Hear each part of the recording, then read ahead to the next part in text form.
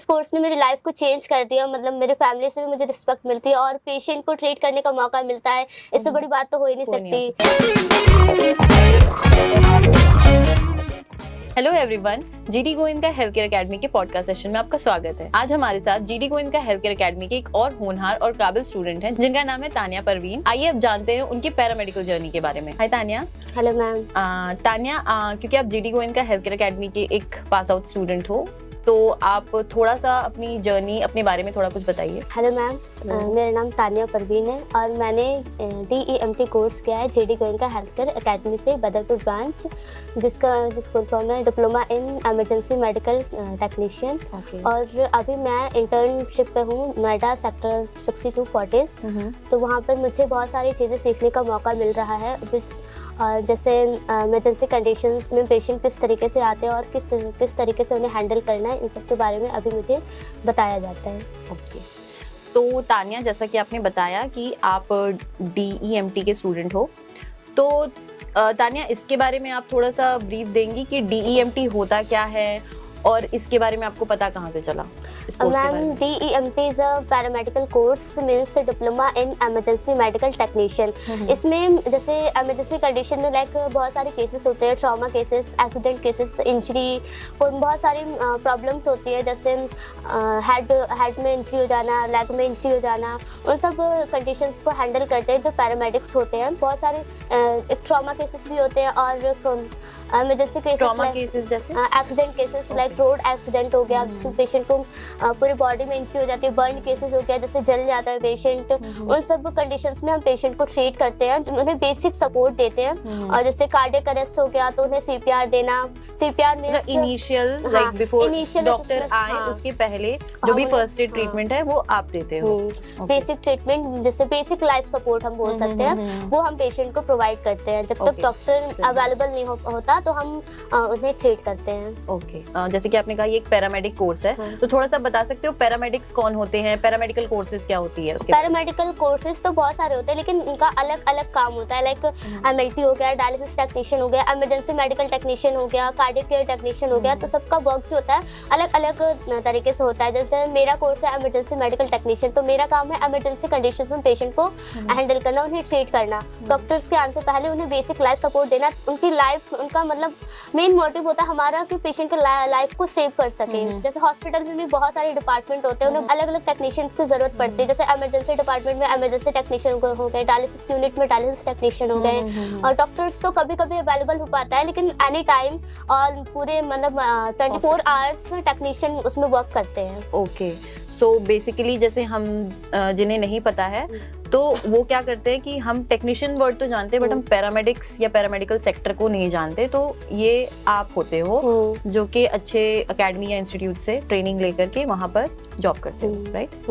Okay, तो आपकी journey as a paramedic कैसे स्टार्ट हुई? आपको कहाँ से पता चला कि पैरामेडिकल कोर्सेज कुछ होते हैं या इसकी क्या क्या रिक्वायरमेंट्स होती है? इसके बारे में आपको किसने बताया? सबसे पहले तो मैं ये बता दूं कि मुझे पहले ऐसा लगता था, जैसे मैं जो हूँ आर्ट्स फील्ड से हूँ, तो ऐसा नहीं है कि ये कोर्स आर्ट्स वाले बच्चे या फिर कॉमर्स वाले बच्चे नहीं कर सकते, सबको इसमें आने का मौका मिलता है। सबसे ज्यादा अच्छी बात तो ये है कि सबको पैरामेडिक कोर्स करने का मौका मिलता है। मतलब वो किसी भी स्ट्रीम से हो, आर्ट्स, कॉमर्स और साइंस, मतलब कुछ मुझे लगता है 1-2 कोर्सेज को छोड़ करके बाकी सारे कोर्सेज में किसी भी स्ट्रीम के बच्चे ले सकते हैं एडमिशन। इस फील्ड में आना था तो मेरे फैमिली मेंबर्स, रिलेटिव्स ने बताया कि फोन पर सर्च करो, और वो भी पता करते थे तो उन्होंने पता करके बताया कि नियर बाय हमारे जो जीडी गोविंद का हेल्थ केयर अकेडमी है बदरपुर में। तो वहाँ पर मैंने पता किया, तो वहाँ पर मतलब फाइनेंशियली भी स्टेबल था और टाइमिंग भी अच्छी थी, तो मैंने वहाँ से ट्राई किया और आज मैं इंटर्नशिप पे हूँ।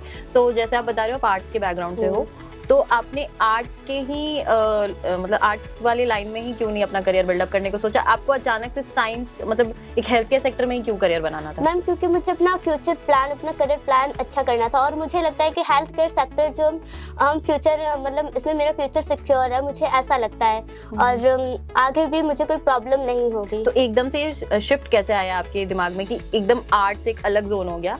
हेल्थ केयर सेक्टर एक मैम अलग सबसे जोन हो पहले गया। तो मुझे पता नहीं था कि ये जो है ये कोर्स सब, क्योंकि फाइनेंशियल कंडीशन उतनी अच्छी नहीं थी जो मैं डॉक्टर्स मतलब नीट क्लियर कर सकूँ। हाँ। इसलिए तो मैंने फिर मुझे बाद में पता चला, मतलब जब मैंने 12th कंप्लीट कर ली तो मेरे रिलेटिव्स ने बताया कि पैरामेडिकल कोर्स भी कर सकते हो आप आर्ट्स बैकग्राउंड के होने के बाद भी। अच्छा। तो फिर मैंने इसमें किया।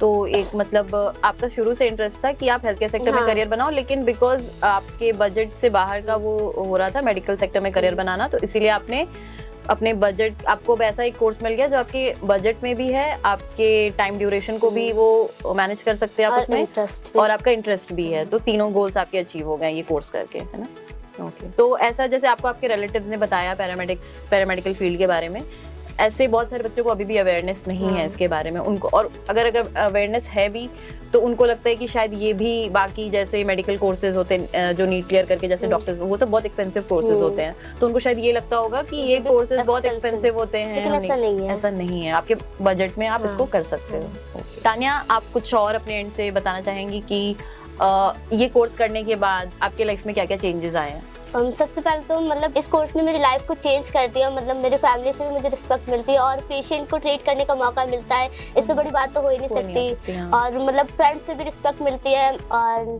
अच्छी मतलब बातें सीखने को मिलती है, चीज़ें और दुआएं मिलती है पेशेंट से, घर वालों से भी इंडिपेंडेंस मिलती है।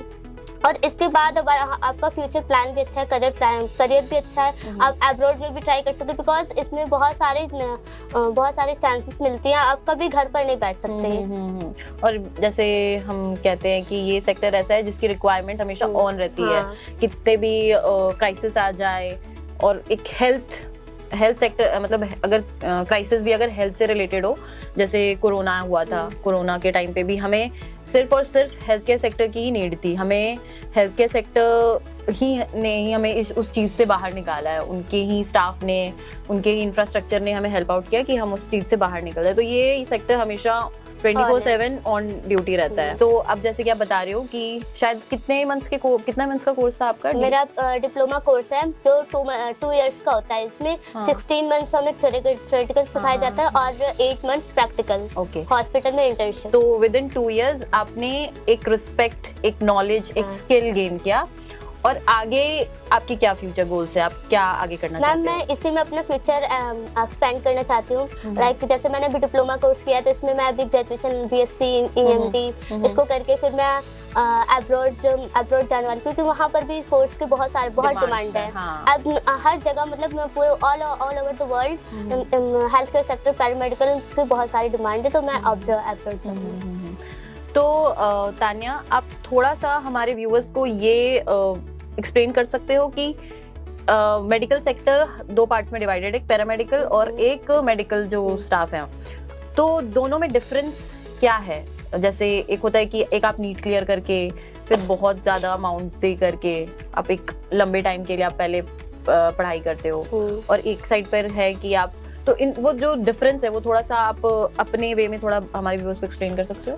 सबसे पहले तो जो एक दो ग्रुप में डिवाइड तो है, लेकिन एक डॉक्टर्स जो होते हैं जो नीट क्लियर करके बहुत सारे पैसे लगाकर इस फील्ड में आते हैं, उन्हें भी रिस्पेक्ट मिलती है। लेकिन अगर आप वो नहीं कर पा रहे हो तो आप पैरामेडिकल कोर्स करके भी इस फील्ड में आ सकते हो, आप उसी रिस्पेक्ट को हासिल कर सकते हो।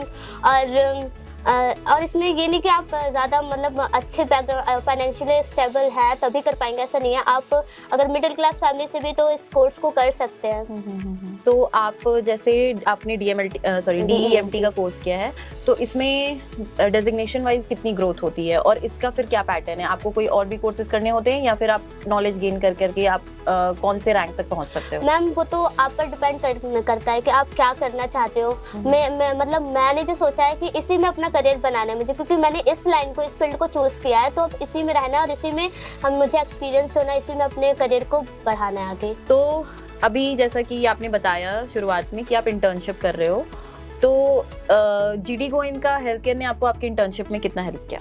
मैम GD गोविंद का हेल्थ केयर अकेडमी का 100% हेल्प किया उन्होंने मुझे मेरे इंटर्नशिप पर, और इतने अच्छे हॉस्पिटल में इंटर्नशिप के लिए बहुत बहुत थैंकफुल हूँ मैं GD गोविंद का हेल्थ केयर अकेडमी की, और अपने पूरे ग्रुप की, अपने टीचर्स की बहुत ज़्यादा थैंकफुल हूँ। जैसे आप अभी इंटर्नशिप कर रहे हो, तो आपके जो कलीग्स हैं बहुत सारे, तो आप जैसे एक ट्रेन स्टाफ हो वहाँ पर, क्योंकि आपने एक अकेडमी से कोर्स किया है, बहुत सारे ऐसे भी बच्चे होते होंगे जो कहीं से कोर्स नहीं करते, कुछ नहीं करते, they just learn the skill from anywhere और फिर उसके बाद वो वहाँ पर आकर के जॉब करने लगते हैं। तो क्या वैसे भी स्टाफ्स वहाँ पे होते हैं? नो मैम, ऐसे पहले का तो पता नहीं, लेकिन अब जो है हॉस्पिटल अनट्रेन्ड स्टाफ को नहीं रखता, उन्हें Okay. ट्रेन्ड स्टाफ को ही रखता है। अच्छा। तो मैं सजेस्ट करूंगी कि आप ट्रेनिंग के बाद ही जॉब पर अप्लाई करें। ओके, तो मतलब ये एक रिक्वायरमेंट हो गई है हाँ। हेल्थ केयर सेक्टर में कि अगर आप अनट्रेन्ड हो, आपके पास कोई सर्टिफिकेट नहीं है रिकॉग्नाइज्ड एकेडमी या इंस्टीट्यूट से, तो आप ये कोर्स मतलब आपकी जॉब नहीं हो सकती है। Okay okay Tanya, this was it from my end और all the very best for your future. आपके जो भी गोल्स हैं वो आप अचीव कर लो और make us proud always, we are very proud of you. Thank you. Thank you.